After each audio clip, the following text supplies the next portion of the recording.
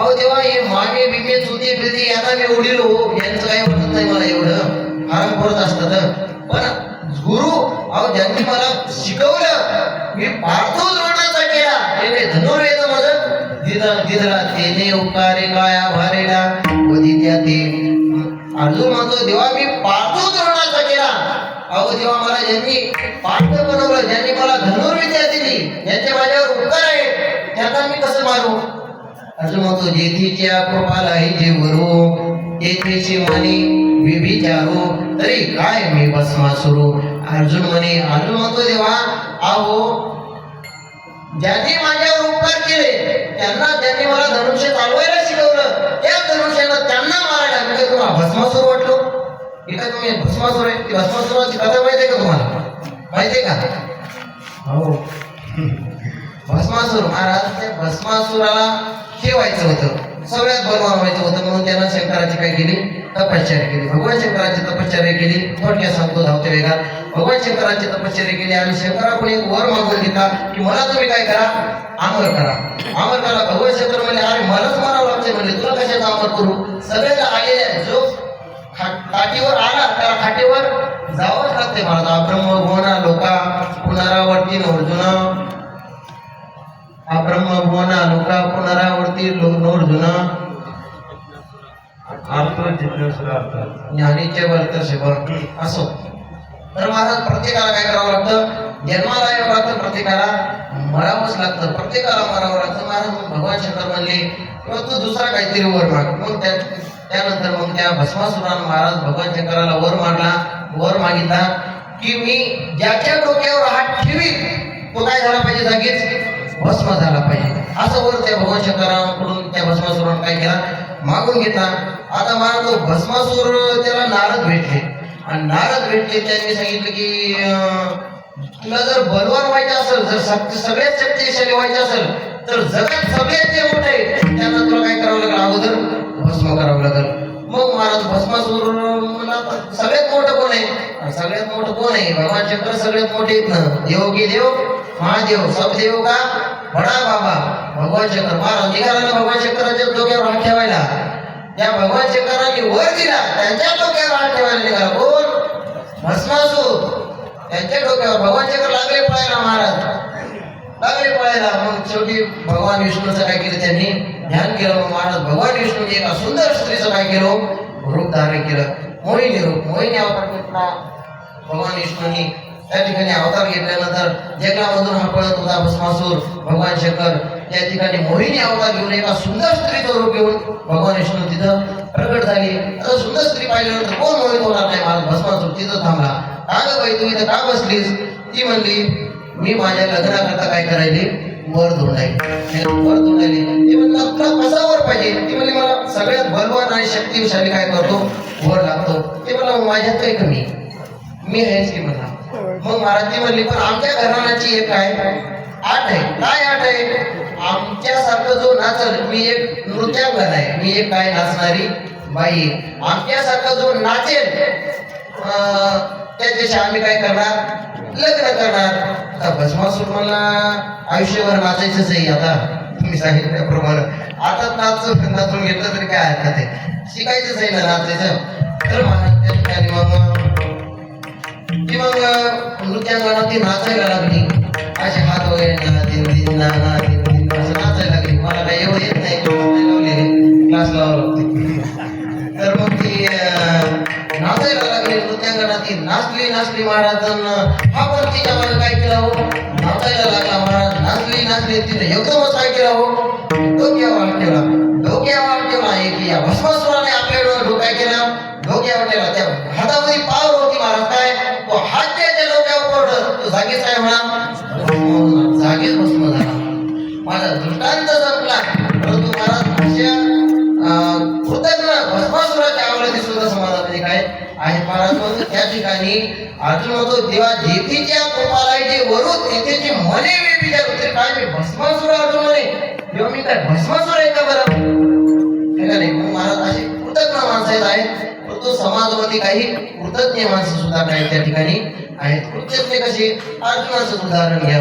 अर्जुनानं महाराज त्या ठिकाणी गुरुवर्यांवर हातूचा लगाव नाही, कृतज्ञाचं उदाहरण नाही महाराज. म्हणून तुकोबाराय सुद्धा महाराज आपल्या जीवनामध्ये आपल्यावर तिघा जणांचे काय असतात, उपकार असतात. कोणत्या तिघा जणांचे उपकार असतात तर महाराज पहिले आपले आई वडील, आपल्या आई वडिलांचे आपल्यावर काय असतात हो, उपकार असतात. सकळ तीर्थाची धुरी जी एका माता पितारी तया सेवेशी केली शरीरे लोन केले. म्हणून महाराज आपलं सगळं आयुष्य त्या आई वडिलांची सेवा करण्याकरता आपण काय करावं, अर्पण करावं. महाराज खूप काबड कष्ट करतात आई वडील आपल्याकरता, काय करत नाही तुम्ही सांगा की. रक्ताचं पाणी करतात, हाडाचे काळे करतात, आपल्याला शिकवतात, आपल्याला आपण मोठं व्हावं ही त्यांची काय असते हो महाराज, इच्छा असते. अहो महाराज आपल्या पायाला जर थोडासा जर काटा पोचला तर किती किती दुःख होते.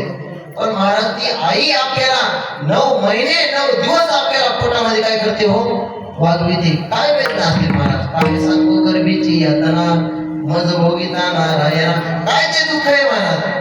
अशा आईवडिलांचे आपल्यावर काय होतो, उपकार आहे. दुसरं संत महात्म्याचे आपल्यावर काय येतं, उपकार आहेत महाराज. आणि तिसरे आहेत आपल्यावर उपकार देवाचे. आपण जे जगत आहोत ते कोणामुळे जगत आहोत, देवामुळे. महाराज एकदा त्यांना शॉर्ट सर्किट अखंडा फिरविला की सगळ्यांचं कुठं काय होईल काय सांगता येते भाऊ नाही. जेणे हा जीव दिला दान तयाचे करीन चिंतन जगत जीवन नारायण गायन गुण तयाचे.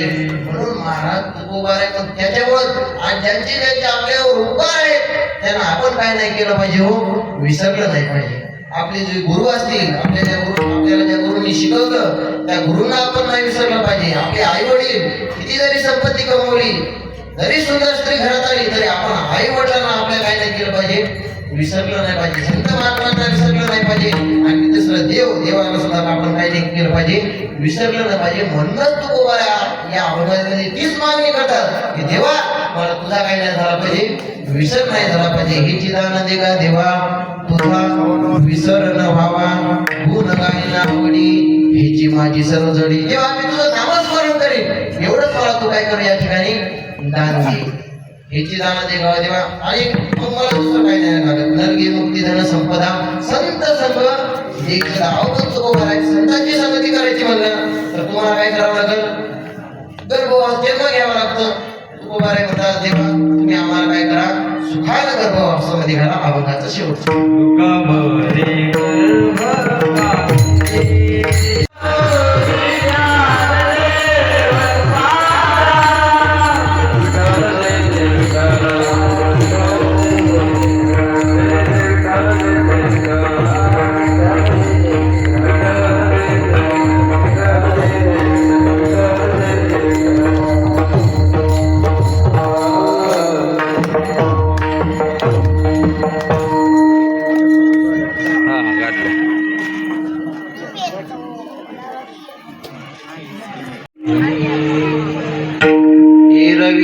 तरी मी मूर्खो जरी झाला अविवेकू तरी संत कृपा दीपको स्वज्वळासे जैसे मार्गेची चालता अपावो न पवे सर्वता का दीपाधाने कंपू तैसा स्थिर बुद्धी स्वस्वरूप योगयुक्त मी अविवेकाची काजळी फेडून विवेक दीप उजळी ते योगिया पाही दिवाळी निरंतर ऐसे सर्वज्ञाचा बाप जो श्रीकृष्ण ज्ञान एकवंकीचा पाड जैसा तो माझ्या ठाई तैसा मी तया माझी जो तैसे दीप दीपे लाविजे तेत कोण हे आदिल नोळखिजे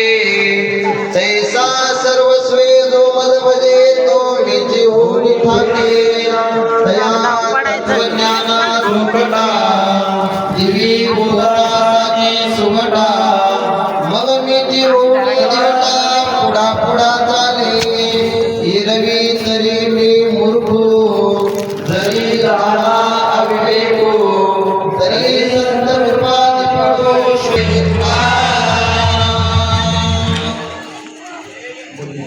धरे देवो